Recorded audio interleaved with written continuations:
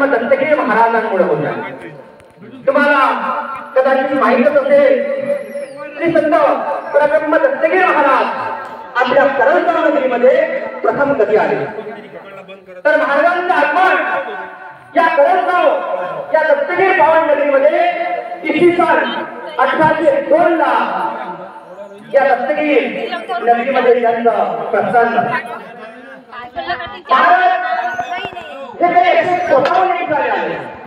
आणि त्यावेळेला ज्या ठिकाणी आले तर ते करंजगाव नगरीमध्ये स्वतःहून न येता घनदाटच्या जंगलामध्ये त्यांचं वास्तव्य होतं। आणि त्या ठिकाणी कशाला आले ते तर ते फारशा घनघोर जंगलामधून या आपल्या दत्तगिरी नगरामध्ये जे जंगल होतं त्या जंगलामध्ये आले। तर काही आपल्या करंजगावातील श्रीमंत लोकांकडे जे कामगार मंडळी होती, ते लाकूड तोडी मंडळी होती, ती लाकूड तोडी मंडळी दररोज लाकूड तोडण्याकरिता घनदाट अशा घनघोर अशा जंगलामध्ये जायचे। ते दररोज जायचे आणि एक दिवस त्यांना अशी मूर्ती दिसली, निर्वस्त्र अशी, एका झाडाखाली काटेरी फांद्यांवर बसलेले होते आणि सर्वच्या सर्व 2-3 लाकूड तोडे होते त्या ठिकाणी। आणि ते घाबरले, अरे हे जिवंत अशी मूर्ती या घनदाट जंगलामध्ये काय करत आहेत। ते घाबरायला लागले। 2-3 लाकूड तोडे आपापसामध्ये विचार विनिमय करायला लागले, चर्चा करायला लागले, अरे हे कोण गृहस्थ या काट्यांमध्ये काटेरी झुडप्यांमध्ये बसलेले आहेत। ते घाबरले आणि विचार करून त्या महाराजांपर्यंत पोहोचले। कोणाची हिंमत नव्हती की महाराजांना जागा करावं, महाराजांसोबत संवाद साधावा, परंतु हिमतीने त्यांनी महाराजांना जागा केलं। उठा महाराज उठा, आपण कोण आहात। पण महाराज त्यांच्यासोबत एकही शब्द बोलले नाही। महाराजांनी डोळे उघडले आणि त्यांच्याकडे बघत राहिले आणि त्या लाकूड तोड्यांनी महाराजांना विनंती केली की महाराज तुम्ही या घनदाट जंगलामध्ये काय करत आहेत। शांत कुठं आहे का? आमच्या करंजगावला चला। आमचं जे करंजगाव आहे आत्ताच दत्तगिरी नगर हे धवलगिरी काठी वसलेलं आहे आणि आमच्या दत्तगिरी नगरामध्ये खूप चांगले सुसंस्कारी लोक गृहस्थ आमच्या त्या ठिकाणी वास करतात, निवास करतात। महाराज त्यांच्या बोलण्यावर विश्वास ठेवू लागले लाकूड तोड्यांवर आणि महाराज त्या लाकूड तोड्यांसोबत जायला निघाले। जाता जाता त्या लाकूड तोड्यांना भयानक असं हिंस्र श्वानार्थी असं चित्र दिसलं। घाबरले की आता आम्ही काय करावं। दत्तगिरी महाराजांना ते विनंती करू लागले, महाराज आम्हाला वाचवा, हे एवढी मोठी भयावह मूर्ती, आम्ही घाबरलेलो आहोत, आता आम्ही काय करू। महाराजांनी पलटून बघितलं तर ते श्वानापती चित्र जे होतं त्या लाकूड तोड्यांसमोर आलं होतं ते नाहीच झालं आणि त्या लाकूड तोड्यांसोबत आपले दत्तगिरी बाबा चालू लागले आणि त्यांचं वास्तव्य दत्तगिरी नगरामध्ये दत्तगिरी नगरीत धवलागिरी काठी तीरावर झालं। 1802 ला महाराजांचं आगमन झालं।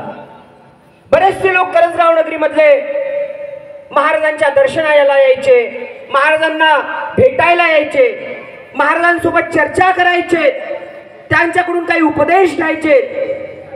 एक दिवस महाराजांनी काय केलं की मला दररोज भेटायला दत्तगिरी नगरीमधले लोक येतात, तर मला या ठिकाणी संपूर्ण गावाला जेवण द्यायचं आहे। जेवणासाठी सर्व गावकऱ्यांना दत्तगिरी महाराजांनी आमंत्रित केलं आणि संपूर्ण गावाला जेवण दिलं। तर जेवण एवढं आश्चर्यचकित की महाराजांनी फार मोठा असा गंजभर भात नाही शिजवला, अगदी छोटाशा, जसं आपण 4-5 लोकांचा जसं भात करतो ना तेवढ्यावरच त्याच गंजामध्ये भात शिजवला आणि सर्व गावातील लोकांना पंक्तीने महाराजांनी जेवण घातलं. सर्व गावकरी मंडळी विचारात पडले की एवढ्याशा गंजातला भात आपण तर इथं शेकडोच्या संख्येने उपस्थित झालेला आहोत आणि एवढसा यामधला भात सरता सरत नाही. हा फार मोठा चमत्कार आहे. महाराजांचे असे बरेचसे चमत्कार आहेत, मला आठवत नाही, परंतु मी फार लहान होतो. भास्करराव नामक युवक होते आपल्या इथे. भास्कररावांसोबत माझं 2 ते 4 वेळा त्यावेळेला बोलणं झालं होतं की मी त्यांना विचारलं होतं एकदा की आपण महाराजांना बघितलं का? तर ते म्हणाले हो, मी महाराजांना बघितलं. तसंच एकदा उकंडराव नामक या गावामध्ये आजही आहे. मी त्यांना म्हटलं की आपण सुद्धा बघितलं होतं का? ते बोलले हो, मी लहानसा होतो त्यावेळेला महाराजांच्या भेटीला गेलो होतो. एकदा महाराज या ठिकाणी आले, भक्तजन जमले, भक्तांना उपदेश करायला लागले की माणसानं जीवन जगावं कसं, माणसानं राहावं कसं, माणसाचा व्यवहार कसा असावा, हा उपदेश करू लागले.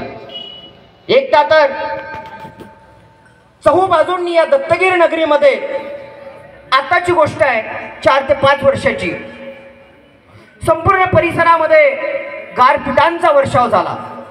परंतु या दत्तगिरी नगरीमध्ये गारपिटांचा वर्षाव झालेला नाही, हा माझ्या डोळ्यादेखतचा प्रसंग आहे. अनेकसे चमत्कार बाबांचे आहेत. आज जवळपास महाराजांना जाऊन 145 वर्ष आले. या ठिकाणी बाबांनी ज्या वेळेला जिवंत अशी समाधी घेतली त्यावेळेला अख्खं गाव, आपलं दत्तगिरी नगर ढसा रडत होतं. का? तर दत्तगिरी बाबा गेलेत, आपले आराध्य दैवत गेलेत. आपल्या करंजगाव नगरीचे आपले आज आराध्य दैवत आहे. आज त्यांचा आपण या ठिकाणी गुण्या गोविंदाने फार मोठ्या हर्ष उल्हासाने या ठिकाणी 145वा पुण्यतिथी महोत्सव साजरा करत आहोत. आणि या 7 दिवसाच्या सप्ताहाच्या सोहळ्यामध्ये आपण चांगले विचार, प्रामाणिकपणा, जवळपास सामुदायिक प्रार्थनेच्या माध्यमातून या ठिकाणी आपण नेहमीच या ठिकाणी भाषण होतात, महाराजांचं प्रवचन होतात, या 7 दिवसामध्ये कीर्तन होतात, ध्यानाचा कार्यक्रम होतात. या ठिकाणी आपण सर्व शिकून घेतलं पाहिजे. मी तुम्हाला सकाळी सुद्धा सांगितलं ध्यानाच्या महत्त्वावर. ध्यान कसं करायचं, श्वासावर नियंत्रण करून ध्यान करायचं. सामुदायिक प्रार्थनेबद्दल बऱ्याच 7 दिवसाच्या सप्ताहामध्ये बऱ्याचशा लोकांनी या ठिकाणी येऊन सामुदायिक प्रार्थनेचं महत्त्व सांगितलं.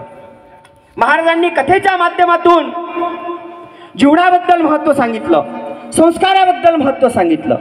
म्हणून माणसाने अध्यात्माला कधी विसरता कामा नये. माणसाच्या शेवटी अध्यात्मच हे कामात येत असते.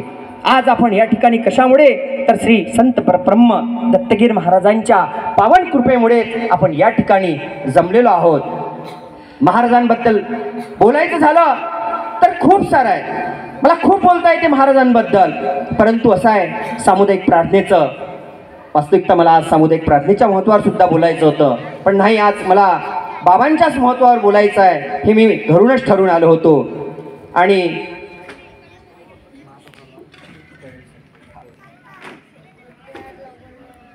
तर असे आपले श्री संत दत्तगिरी महाराज, खरोखर तुम्ही पहा नाही तर अमरावती जिल्ह्यामध्ये फार कमी अशा जिवंत संजीवन समाध्या आहे. त्यापैकी एक आपली दत्तगिरी महाराजांची. महाराजांना दत्तगिरी महाराज का म्हणतात की दत्तगिरी महाराज म्हणजे हा कोणाचा साधा सुद्धा माणसाचा अवतार नाही आहे. हा दत्तगिरी महाराज म्हणजे दत्तांचा अवतार आहे, दत्तात्रेयांचा अवतार आहे. ज्याला समजेल ना त्यालाच कळेल. म्हणून म्हणतो दत्तगिरी महाराजांच्या आपण खरोखर खूप भाग्यवान आहोत की आपण या दत्तगिरी महाराजांच्या दत्तगिरी नगरीमध्ये पावनभूमीत जन्माला आलो. म्हणून मी तुम्हाला सरते शेवटी सांगतो की आपण आपल्या जीवनाचं सार्थक करून घ्यायचं असेल तर दत्तगिरी महाराजांच्या सेवेमध्ये राहा. उद्याला भव्य दिव्य असा महाप्रसादांचा कार्यक्रम त्यांच्याच कृपेमुळे या ठिकाणी होत आहे. आणखी एक सांगूशा वाटतंय दादा, आत्ताच विठोबा दादा सांगून गेले की उद्याचं महाप्रसादाच्या बद्दल बोलायचं आहे. मी महाप्रसादाचं एक उदाहरण देतोय. मला नाही वाटत की या दत्तगिरी नगरीमध्ये दत्तगिरी महाराजांचा जो महाप्रसादाचा जो कार्यक्रम होते त्या महाप्रसादाच्या कार्यक्रमामध्ये कधीही कमतरता भासली नाही. हा माझ्या जीवनाचा अनुभव आहे. भरभराट आहेत. रात्री किती वाजता लोक येऊ, 8 वाजता येऊ, 9 वाजता येऊ, भाताचे गंज भरलेले आहे, भाजीचे गंज भरलेले आहे, पोळ्यांचा ढीग लागलेला आहे. लोक भाज्या पोळी नेतात. आनंद आहे. कधी कमतरता पडली नाही. कोणामुळे? हे संत दत्तगिरी बाबांमुळे. म्हणून म्हणतो उद्याला महाप्रसादाचा कार्यक्रम आहे आणि महाप्रसादा करता आज संध्याकाळी मी सर्व गावकरी बंधूंना सेवाधाऱ्यांना विनंती करतो की आपल्याला या भंडारगृहामध्ये काम करायचं आहे. तरी सर्व पुरुष मंडळींनी, महिला मंडळींनी दत्तगिरी बाबांच्या महाप्रसादामध्ये यावं. आपण म्हणाल की नाही मला पूजा आहे, नाही मला हे काम आहे, हे ते काम आहे. काम तर वर्षभरच चालते, परंतु हे काम नक्की करा. तुम्हाला त्याचे फळ मिळाल्याशिवाय राहणार नाही. कोणाला जर वाटत असेल की मला तर मंदिरात पण जायला मिळत नाही, मी तर त्या भंडारगृहामध्येच आहेत, नाही, त्या ठिकाणीच दत्तगिरी महाराज आहे. ज्या ठिकाणी तुम्ही प्रामाणिकपणाने काम कराल त्या ठिकाणी दत्तगिरी महाराजांची साक्षात आहे. तुम्ही अनुभव करा. दत्तगिरी बाबांना अंतरात्म्यातून आवाज द्या. नक्की तुम्हाला ते दर्शन देईल. या ठिकाणी बराचसा वेळ झालेला आहे म्हणून म्हणतो हो हरिबळ की आपण खरोखर भाग्यवान आहोत. 7 दिवस नव्हे तर अखंडपणे श्री संत ब्रह्मलीन दत्तगिरी महाराजांच्या दर्शनासाठी आपण येत चला. आपल्याला नक्की दत्तगिरी बाबा आशीर्वाद देईन. त्यांच्याकडून आपल्याला आशीर्वादच पाहिजे. आणि तुम्हाला जर तुमच्या जीवनाचं सार्थक करून घ्यायचं असेल तर संत सेवेत अवश्य राहा. एवढे बोलतो आणि मी या ठिकाणी थांबतोय. धन्यवाद.